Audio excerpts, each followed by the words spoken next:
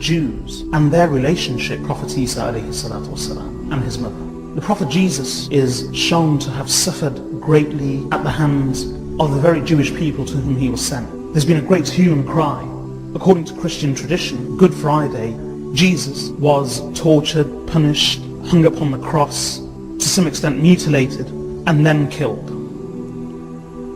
And since he was God who descended from the heavens, and at the same time was also the Son of God, and he was strung upon the cross and killed, this killing and the shedding of blood was an atonement and an expiation of all of mankind's sins. He died so that the whole world which is born in sin can be pure of sin. It has some very twisted logic to it, because as a result of this belief that everybody is eternally sinful, they are born sinful, they are born unclean and filthy, full of sin, drowned in sin. But the moment they accept Jesus Christ as their Savior, then they are clean and pure, because Jesus, being God and the Son of God at the same time, ascended the cross, allowed himself to be tortured and killed mercilessly in this manner, so that everybody else could be free of sin. So he gave his life as an atonement, as an expiation, as a kafara, as a means of cleaning the whole world's sins.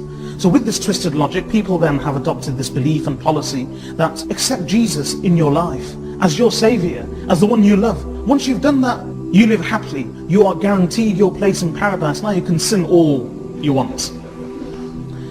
And what does Islam, how do we view Jesus, Prophet Isa alayhi salatu wasalam?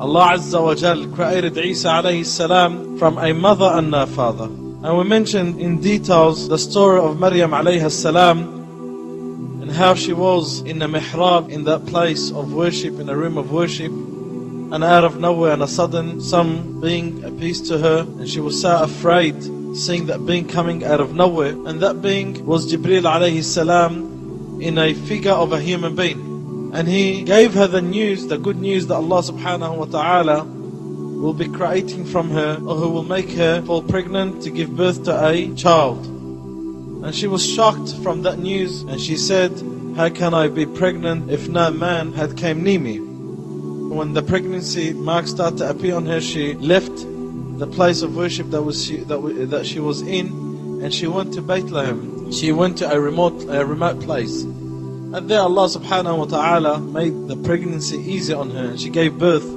to that great child, Isa alayhi salam. And when she came back to her people, they saw her with a child, knowing that they know that she's not married and she's never been married, so where would this child come from? And the first thing that came to their mind is the accusation of the evil doings. And this is one of the major things that Bani Israel accused Maryam alayhi salam. They accused her of fornication. They accused her of illegal sex. And this is, we know, this is one of the major sins in Islam. And Isa alayhi salam spoke in that young age, only days. He spoke and he said that I am the servant of Allah, in which Allah had granted me the book and He made me a prophet. And Allah Azza wa Jal had ordained me to pray, to perform the prayers and to pay the zakat, and He had made me a blessing wherever I am. And there Isa alayhi salam grew up with the guardianship and the care of his mother. Of course, now father, a mother that had passion and care for her son, knowing the destiny of her son.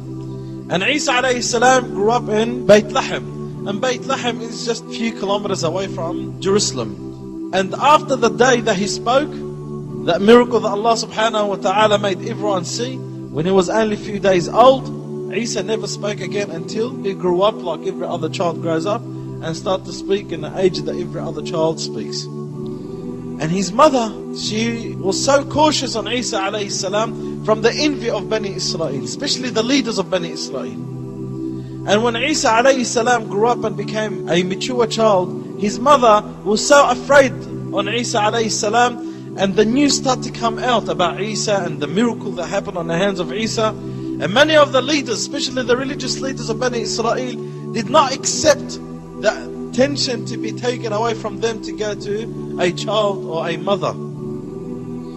So she used to take him away from the city many times, until she went to Jerusalem. And she settled in Jerusalem with Isa alayhi salam. In a young age, Allah subhanahu wa ta'ala had granted Isa alayhi salam the wisdom and the knowledge, as He did grant Yahya alayhi salam, his cousin from before.